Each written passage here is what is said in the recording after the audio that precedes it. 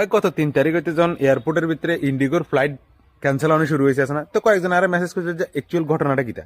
তো ওইটা রিসার্চ করানোর পরে আজকে যেটা বুঝলাম যে ইন্ডিগোর ফ্লাইট ক্যান্সেল হওয়ার পিছনের মেইন কারণ হচ্ছে ইন্ডিগোর হেডমদারি। ঠিক আছে, এয়ারলাইন্সের যে ইন্ডিয়ার ভিতরে যতগুলো এয়ারলাইন্স আছে, যেমন এয়ার ইন্ডিয়া আছে, ইন্ডিগো আছে, তারপরে আকাশও আছে, তারপরে স্পাইসজেট আছে, সবগুলোর ভিতরে সবচেয়ে বেশি শেয়ার হোল্ড করে রেখেছে 63 থেকে 68% একলা ইন্ডিগোর শেয়ার আছে ইন্ডিয়ান এভিয়েশনের ভিতরে। ঠিক আছে, তো এইবার কয়েক মাস আগে যে আহমেদাবাদে যে ফ্লাইট অ্যাক্সিডেন্ট ছিল এবং মানে ইন্ডিগো যে পরিমাণে গাধার মতন এক নিজের কর্মচারী অনুরূপে প্রেসার ধরে শুরু করছিল কাম করানোর লাই, ওই জিনিসটা দেখি সারিয়ারে এই এয়ারপোর্ট অথরিটি যেটা আছে ডিজিসিএ মানে director general of civil aviation, যেটা এয়ারপোর্টের সমস্ত রুল এন্ড রেগুলেশন গুলি দেখে ওই যে ডাইরেক্টর জেনারেল অফ সিভিল এভিয়েশনের নতুন রুল করছে যে 1 উইকের ভিতরে 48 আওয়ার্স যে যারা ফ্লাইট উড়াইতেছে, ঠিক আছে,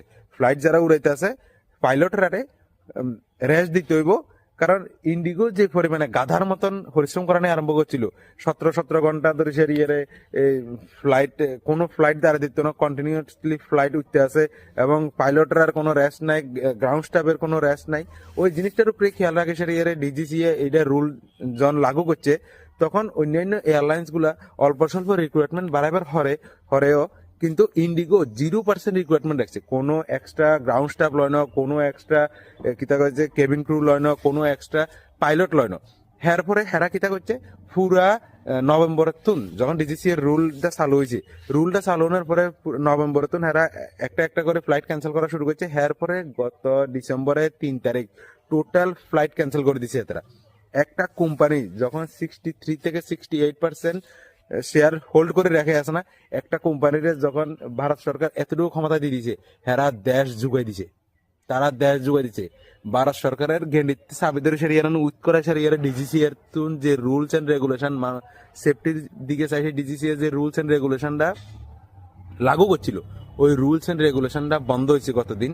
যে আরো কিছুদিন এই রুলস এন্ড রেগুলেশনটা লাগু হইতো না, এর পরে যাইছে গত ফ্লাইট রানিং করা শুরু করছে।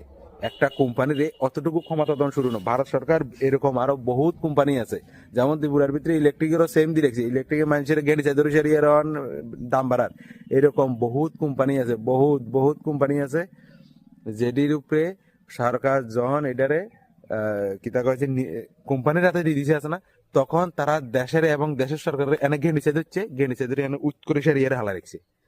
এটা হচ্ছে ইন্ডিগোর হেডমদারির কারণে এতটি ফ্লাইট ক্যান্সেল হওয়ার মেইন কারণ হচ্ছে